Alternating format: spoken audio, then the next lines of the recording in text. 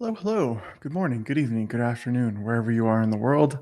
Funny enough, I usually do these at 12 p.m. US Eastern, so I typically say good afternoon, but we're trying out a new time today. It is 10 a.m. US Eastern.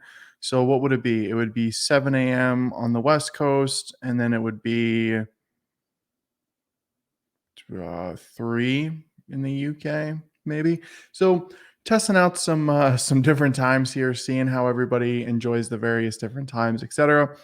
Anyways, thank you so much for joining. Again, please let me know if you're enjoying this time frame or not. Today we are going to be diving a little bit more into the underlying platform realm that we took a look at on Monday. So, if you didn't see the live streams that I did Monday, Tuesday, and yesterday, where I was, essentially building out this entire platform engineering environment from scratch on Kubernetes, we touched on a lot, right? And one of the things that we touched on, if I just pull this up here. Hello, hello. Good morning. Thank you so much for joining. Appreciate it. I'm going to go ahead and I'm going to pull up a diagram here. Give me one sec. Where is it? This one. All right. So share screen and okay. So we went over everything from start to finish, building a platform engineering environment again, Monday, Tuesday, and yesterday. And a big part, we actually focused like almost a day and a half on the underlying platform. Okay. So the underlying platform, this is going to be everything that the environment needs to actually run properly: monitoring, observability, resource optimization, cost optimization, scaling. I mean, everything and anything that you need to properly run a Kubernetes environment from a production perspective. Because remember, regardless of if you're implementing just standard production Kubernetes clusters, if you're implementing a platform engineering environment, it doesn't matter, right?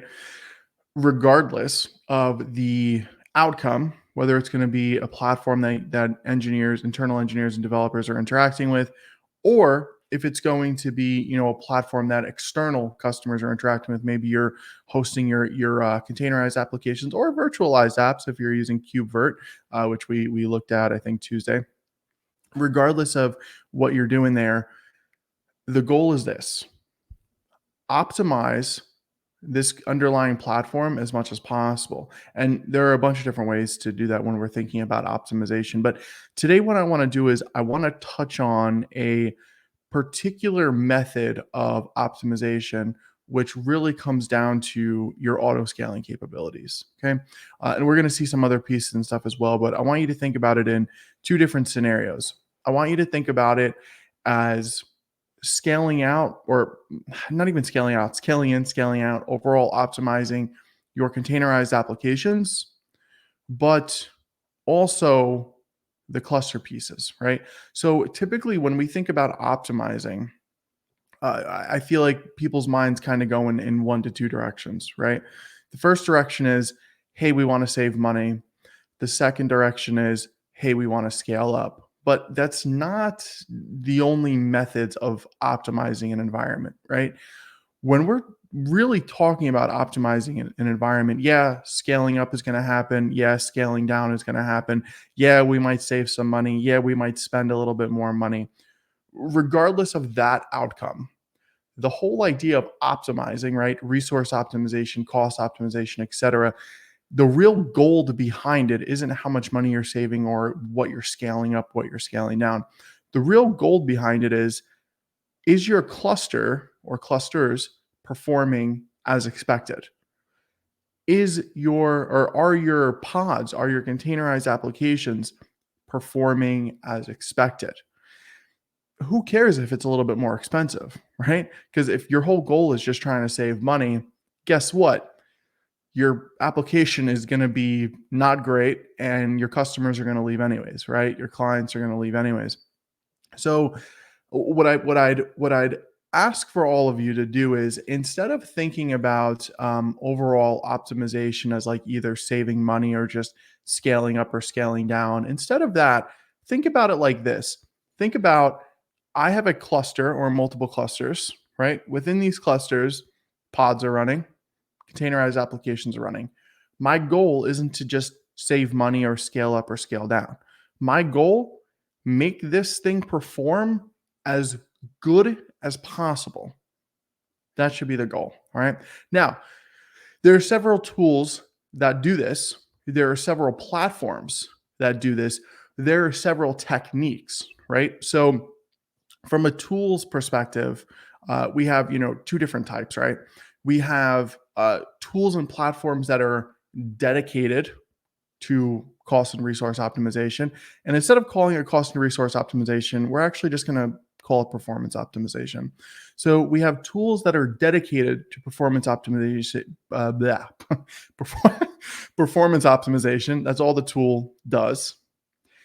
And then we have, for example, the cloud providers. So if you, for example, like go to create a GKE cluster, right? And I think Azure does this as well. I forget if AWS does this out of the box, but it'll tell you how much it's going to cost, right? As you're creating these clusters, there are performance optimization tools built in. So another thing is you'll have a prompt that'll say, okay, what exactly you're trying to do here? Are you trying to have memory optimization? Are you trying to have CPU optimization? Are you trying to have graphic optimization? It all depends, right? So quick stop here. Please ask your questions. There's a lot of people in here right now. I think there's like 50 people in here, which is awesome. Thank you so much for the support. I appreciate it. Clearly, this time frame works well for a lot of people. Please ask questions. I can see all the comments here, whether you're commenting from LinkedIn, YouTube, Twitch, X, doesn't matter. I can see it all here, right? So please, please pop in the comments. Very romantic perspective. I'm a romantic guy, so I appreciate that. I appreciate the comment. Thank you. All right. All right. So what I want to do is I want to showcase a tool from start to finish. Now, I've never used this tool, so we're literally going to go through the getting started. We're going to go through the logging in. We're going to go through everything from scratch here. Okay. So you have two options. You can either A, just watch what I'm doing, or B, you can follow along. All right. So what we're going to be doing is we're going to be signing up for a tool, and this tool, it gives you like a 30-day free trial, I think. You don't have to put in like credit card information or anything like that. So again, if you want to follow along while I'm doing this, please feel free to, or you can, check it out after the recording, or you could just simply watch what I'm doing. It's totally up to you. But if you get the hands behind the keyboard and do the thing, it might help it register a little bit more. All right, so let me go ahead and share my screen here. All right, so PerfectScale. Now, right off the bat, when you first take a look at PerfectScale's website, the marketing, the messaging, right? Your Kubernetes perfectly scaled to meet demand. This reminds me, like right off the bat, as like Carpenter, for example. If you're not familiar with Carpenter, Carpenter is pretty much like just-in-time nodes, but it's like so it's supposed to be the most performant scaling from a cluster perspective, not from an application. Well, I guess technically from an application perspective, because the more pods you have running on worker nodes, the less CPU memory you have, then it's going to scale out the worker node. So I guess for both worker nodes and pods and containerized applications. All right. So right off the bat, I can definitely see the similarities here when it comes to PerfectScale and Carpenter. So what I want to do is I want to click on the Get Started button. All right. And let's see. All right. So we got a couple options here again. Yep. 30-day free trial. We don't have to put in any like credit card information or anything like that. You can just do a sign up here, or you can do a Google sign up.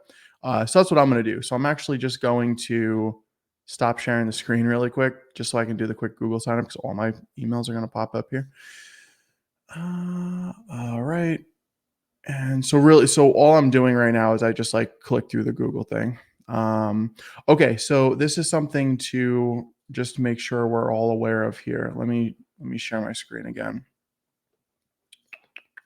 Okay, so to sign up, you will need to have, it looks like you're going to need to have a work email.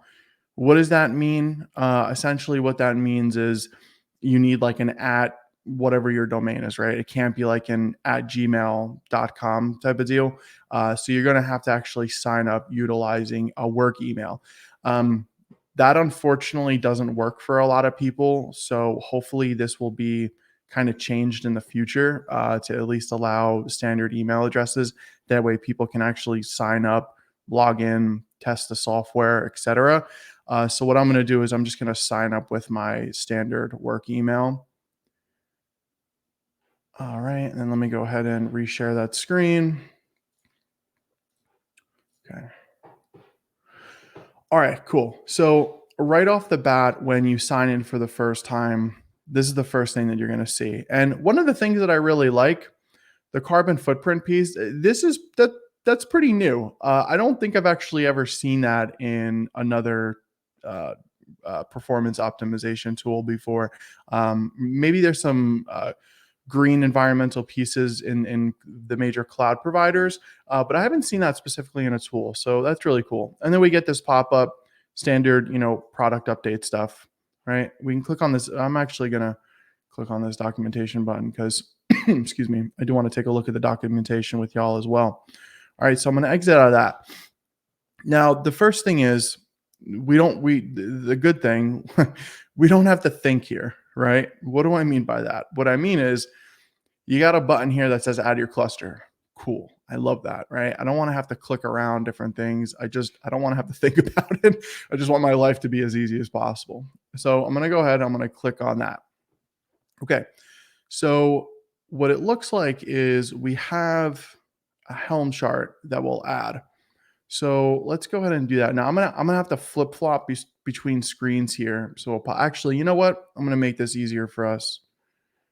Let me go ahead and just share my entire window. I think that should be okay. Let me actually, you know what? I'm gonna do this. I'm gonna go here. I'm just switching some windows around that so that way I can actually just share my whole screen. Entire screen, and we're gonna share this one. Okay, cool. Yeah, so I'm just sharing the whole screen right now because I'm gonna have to flip flop between VS Code, so I don't want to have to stop sharing, share, stop sharing, share. All right, let me pop this up here. All right, I have VS Code open. I'm just gonna use the terminal there. All right, so first thing is I'm gonna add the repo. Let me know if y'all are seeing this okay as well, or like if you need me to zoom in or anything like that. I don't think I'm writing any code. So next thing is I'm running an AKS cluster. You could be running realistically any cluster. I just have AKS cluster running here. All right, cool. That cluster is good. That's the name of the cluster. So the next thing I'm going to do is I'm going to click this generate secret. Oh, that's really cool. I love that. So typically, when you're implementing a Helm configuration with a particular tool like this, usually what you'd have to do is like create a values.yaml file, paste in the secret, set the parameters, etc. But we don't have to do that here. It just generates it for us. Little things like that make me happy because it makes my life just a little bit easier. All right. So I'm going to go ahead and I'm going to run that. All right, we can see that that's deployed. It's going into the PerfectScale namespace.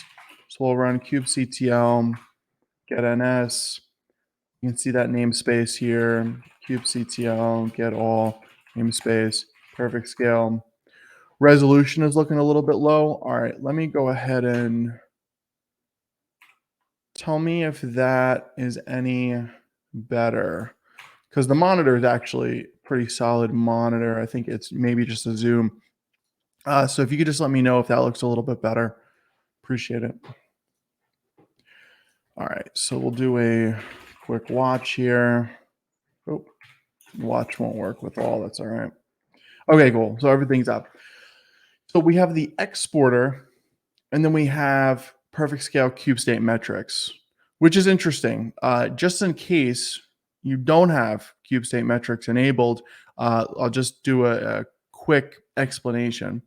So you have cube state metrics, right? And then you have metric server. These metrics are what tools like PerfectScale, uh, any like Prometheus, right? Anything that needs to consume data based on stats, you're either going to have metric server, cube state metrics, or ideally both. And here's why: metric server, right? Metric server looks at the cluster as a whole. So like CPU, memory, et cetera, like how the VMs, how the worker nodes, whatever you want to call them, are running. Okay. Cube state metrics goes a little bit deeper. It's looking at the application level. So it's looking at things like CPU, memory, performance, et cetera, of the containers or of the pods.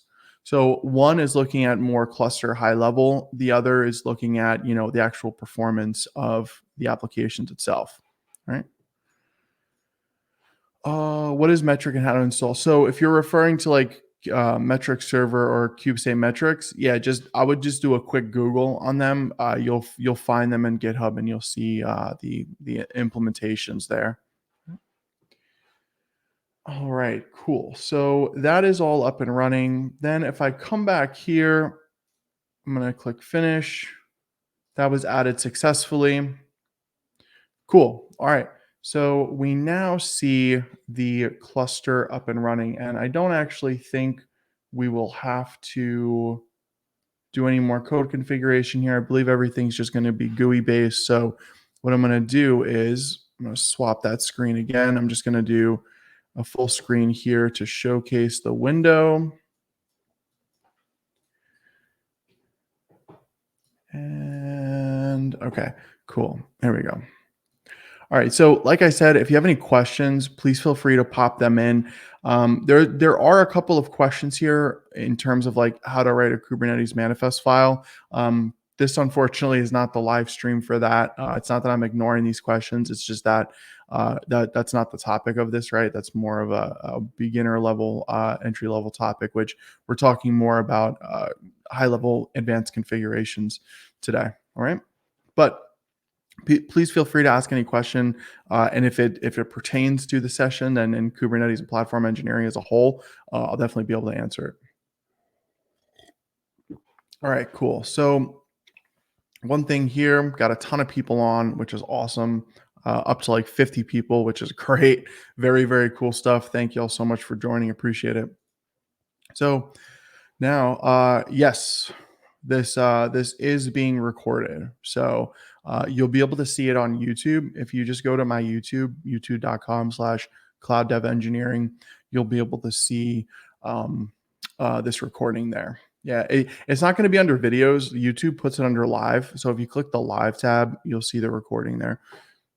Cool. And thank you for joining, Carlson. Appreciate it.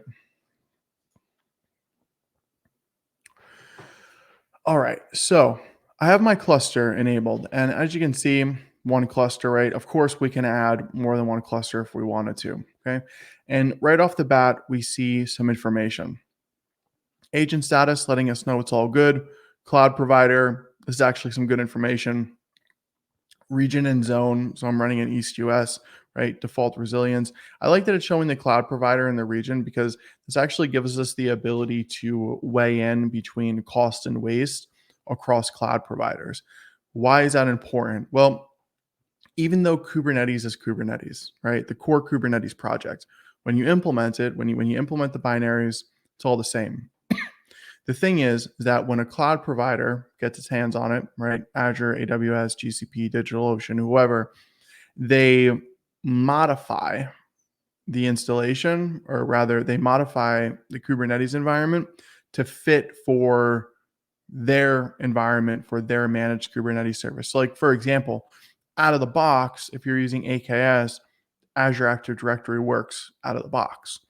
But if you want to use Azure Active Directory for, say, EKS or GKE, which you can do, it's not going to work out of the box, right? Why? Because the managed Kubernetes service has optimized that particular cluster or that particular environment for its environment.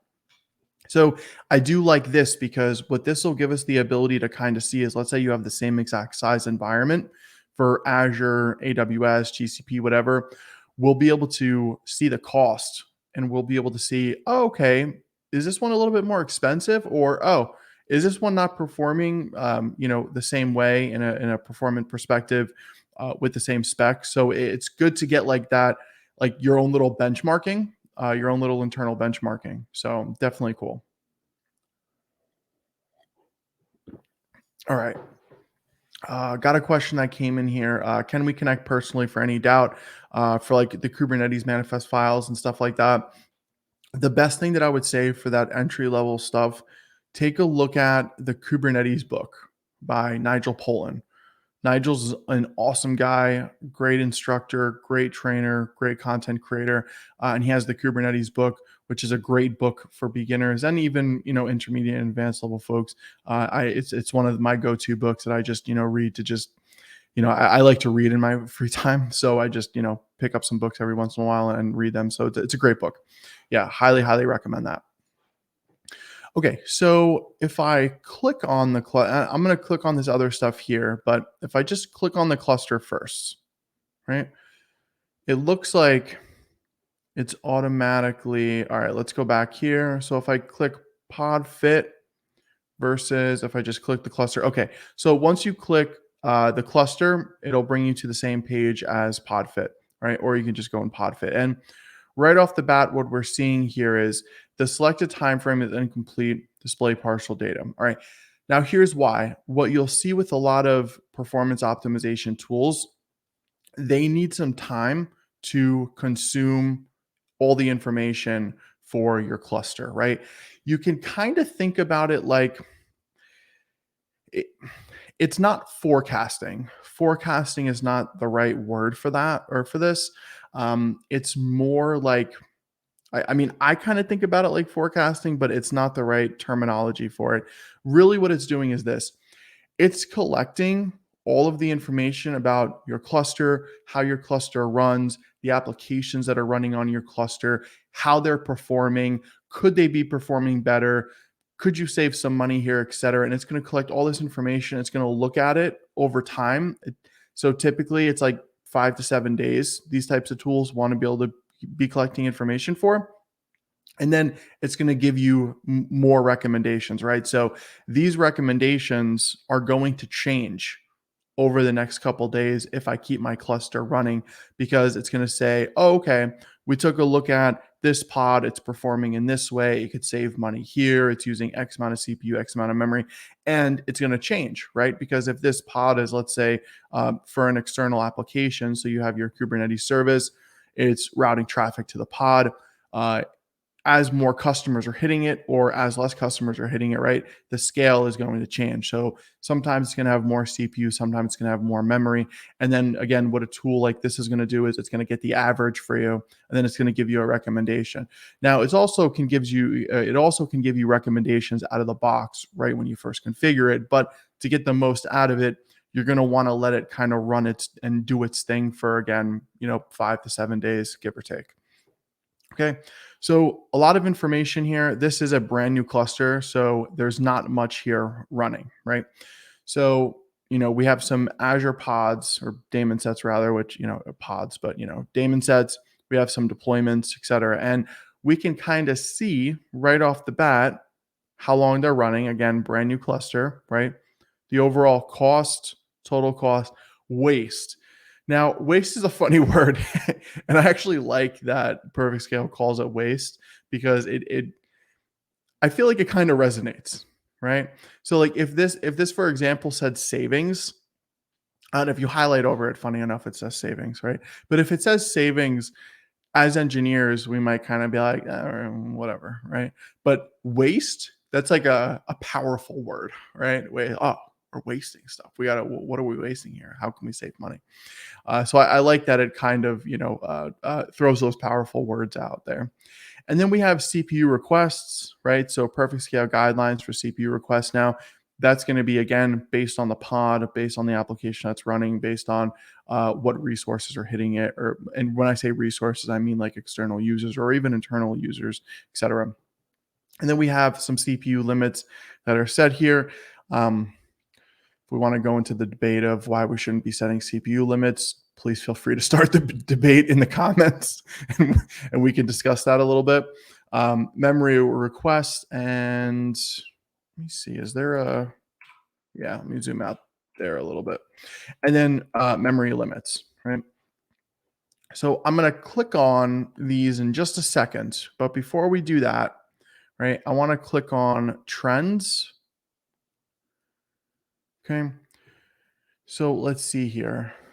We can see a couple of things in the trends window. Number one, of course, again, this is a brand new cluster, right? So we're getting a little bit of information here. So point being, if you're seeing something similar in a brand new cluster that you're running, don't be alarmed, right? Because what ends up happening is a lot of engineers will like use a tool like this and they'll install it for the first time and they'll be like, oh, I'm not getting any information. This is useless. It's not the case. It's just because it's new, right? So you're going to want to, again, let this thing run for a little bit. So cost by cluster. Now, what we can kind of see here is this page is definitely going to be more of a cost optimization piece of the tool. So if we go to cost, or no, I'm sorry, there's also risk and waste here. So we can see risk, and then we can also see waste, which again, interesting. Now we can see that information based on risk level, waste. Okay, so if we go back here, cost, we can see cost numbers based on cluster, namespace, workload. If we go to risk, we can see risk level based on low, medium, high, which is, obviously great. We want to be able to differentiate between what's actually a problem and what is one of those things where it's like, yeah, it's happening in every cluster. We don't really need to know about it all that much right now, right? And then if we go to, I'm just going to click on one of these, right? No highs, medium, low, right?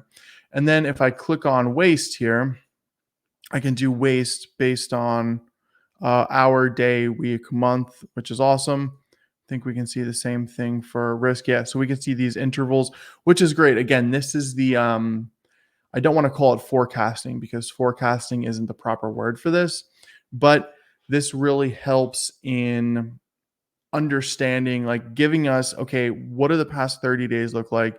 What does the past week look like? And that will actually have the ability to prepare us for configurations later on. So let's say like you're an e-commerce website, for example, and the e-commerce website is really busy on like Black Friday and Cyber Mondays. That would obviously make sense. So in that sense, we have the ability to say, okay, this month was actually really busy. Let's go ahead and remember that for the following month. All right, and now we have filters here. So we can filter based on cluster, right? We can filter based on node group. We can filter based on node type. Now, this is even more interesting from a cost perspective. If you're, for example, deploying KubeVirt, right, and you're running a VM, or maybe you're deploying something like Istio. Well, certain environments that you're deploying will need X amount of memory available, right? What does that mean? What that means is if I deploy Istio right now using a standard A2, right, which is like the smallest worker node that you can possibly run, Istio won't run. And then if I look at the logs, or if I do a kubectl describe on Istio, I'm going to see in there, it's going to say, essentially there's not enough memory available. And then if I scroll up in the describe, I can look at the requests for memory and I can see, okay, I'm running a worker node or a node pool and a node type within that node pool that doesn't have enough memory. So I need to be able to add, let's say, another node pool, for example, that has more memory, right? So what I can do with a tool like this is I can look at the cost, the risk, and the performance based on each node type. And I like that. And it makes a lot of sense because if you're running a super large node type for everything, and then you look at it and you kind of say, okay, let me add a standard A2 and see how it performs. And if you look at risk, cost, right? Risk, cost, waste based on each node type, you have the ability to see, okay, This is actually performing the same way with a smaller node type. So I don't need to add this extra node type. And maybe you do based on, again, application, based on requests that are needed, et cetera. But the good news is you don't actually have to, maybe add that full node pool. Maybe you could just add an extra worker node. So point being, and I'm rambling a little bit here because this is actually very interesting to me. We can really get granular with our environment as much as possible. And then any type of node reservation. And this is interesting too, because you can get numbers based on what type of nodes you're running in the cloud. So right now, it's all on demand, right? My cluster that's running my node pool, it's on demand. But if you have reserved instances, for example, in your cluster that's connected to PerfectScale, you're going to see that pop up here as well. So again, you'll be able to see, am I actually saving money with reserved instances because I got to either pay those up front or they're a little bit more expensive or whatever? Am I actually saving money here in my environment, or should I just go on demand? Yes, it is a great book. The Kubernetes book is awesome. I'm just taking a look at some comments here. Perfect. All right. And again, please feel free to ask questions. Please feel free to chime in. If you want to see anything specific, just let me know and we can kind of figure it out together here. Okay. So let's go ahead and now dive into alerts. I'm going to go back to Podfit in a second. Don't worry. But alerts are interesting too. So we can see alerts.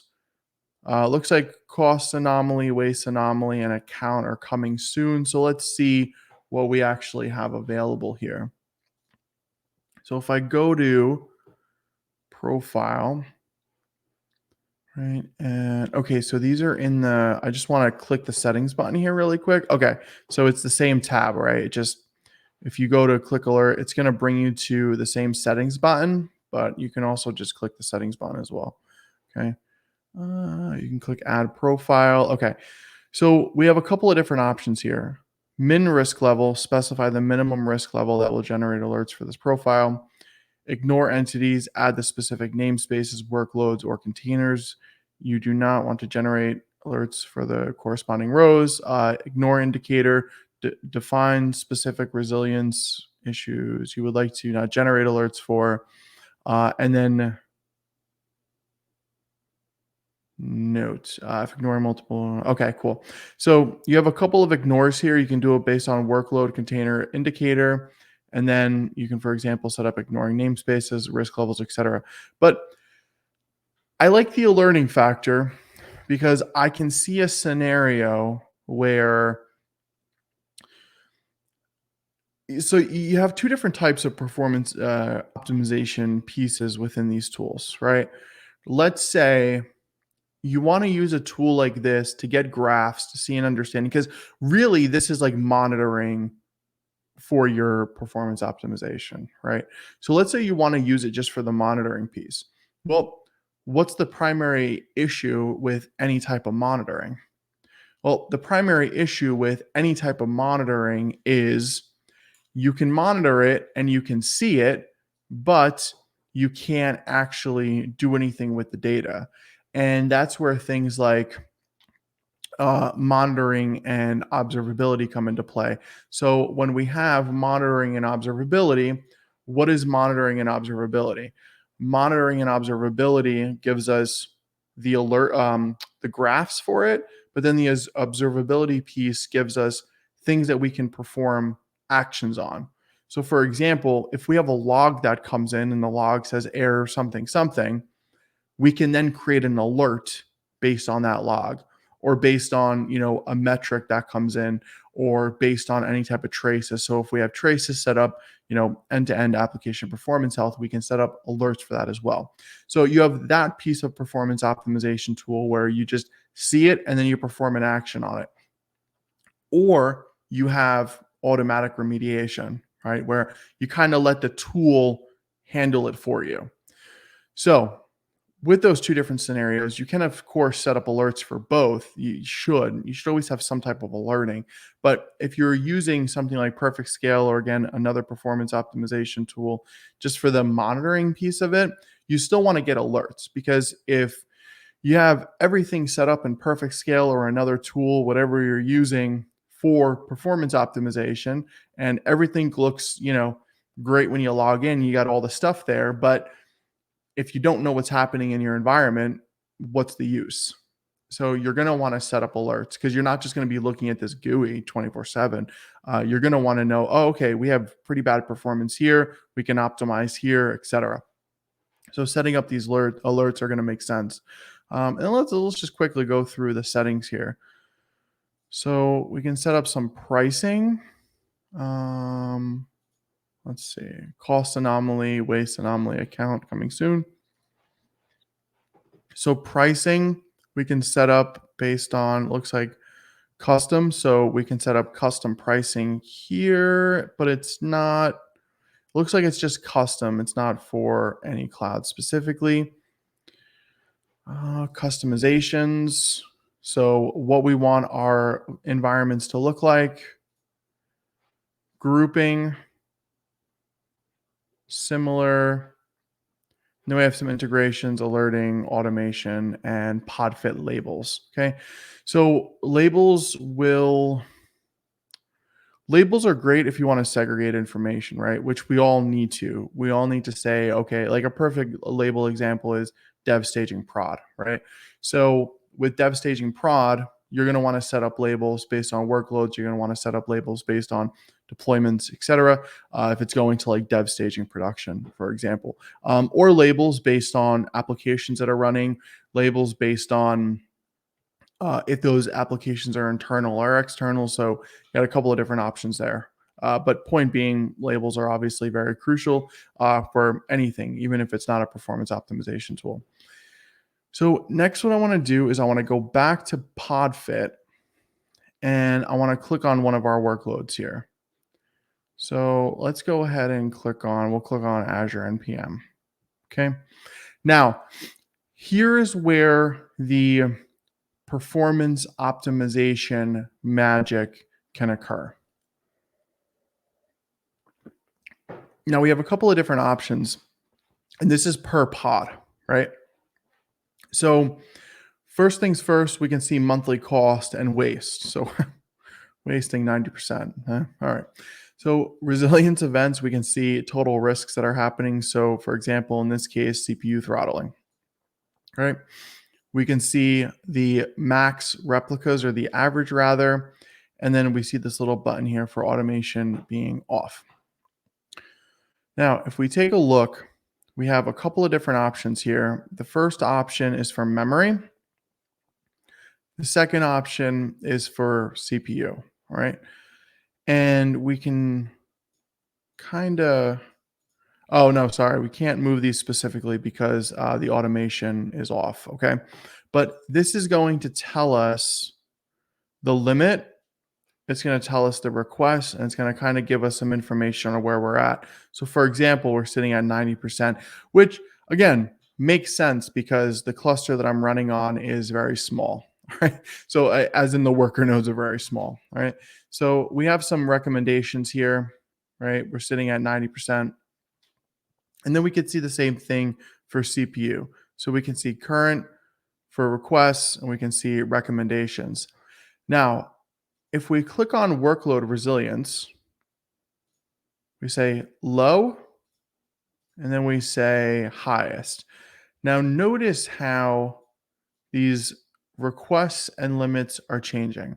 So again, if I just do that again, take note of these numbers here. Low, highest, okay? So what is this doing for us? Well, let's click save. Okay. So now these numbers have changed for this pod specifically to tell us what we should be optimizing from a performance perspective. Okay. So what is this going to do?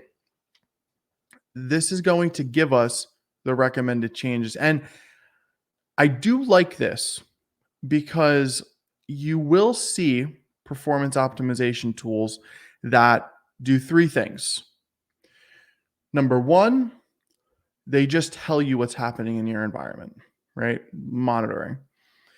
Two, they give you a button click. So, hey, you want to optimize your environment? Here's a button, click it, right? Three, it gives you a combination of both. Actually, there's a fourth one. Four, it gives you the code recommendation, right?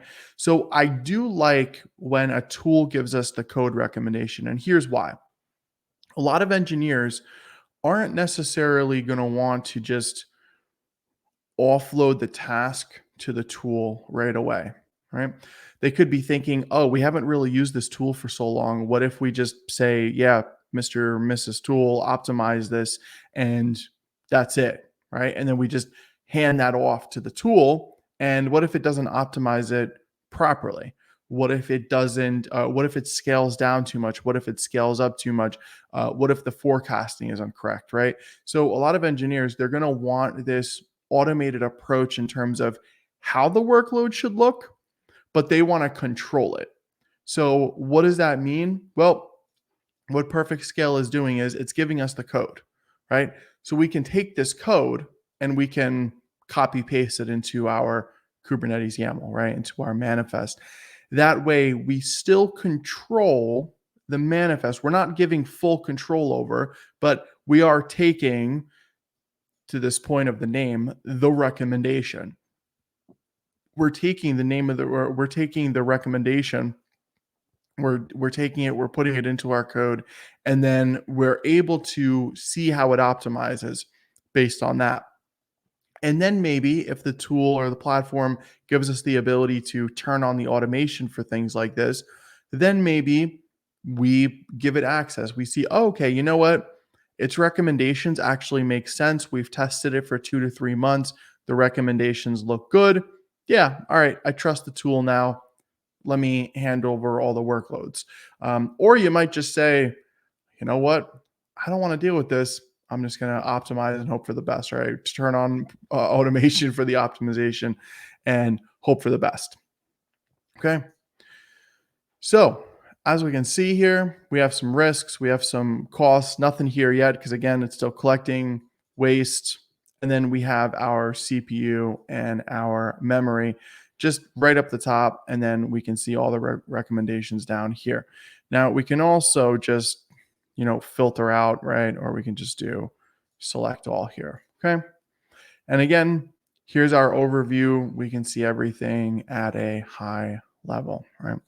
So wrapping up here, what I want to showcase, yep, totally agree. Naming conventions for labels are, yeah, it's arguably one of the most important pieces, especially considering you can create a lot of your automation based on particular labels, right? Now, what I just want to mention here, I'm looking at the dates here. First Tuesday. Let me pull up my calendar for February. Oh, where are we here? February 5th. It's a Tuesday. We'll be doing a uh, deep dive into PerfectScale, showcasing environments that have been running for a while, showcasing larger environments, and really getting down to what the tool can actually do for us. So definitely feel free to come in, check that out. It'll be a free live stream just like this one. And we'll have some fun, and maybe we'll have somebody on from PerfectScale as well to kind of give us, that in-depth knowledge of what the tool is doing based on, the environment. So thank you so much for joining. Really appreciate it. Hope you enjoyed this live stream. And what I can do is give you the link here. I'll pop it in the comments, right? If you go to my YouTube channel right there, the link, and you click on the live button, you'll be able to see this recording, right? So again, thank you all so much. Appreciate it. Thanks for coming on, and we'll see you next time. Thanks, everybody.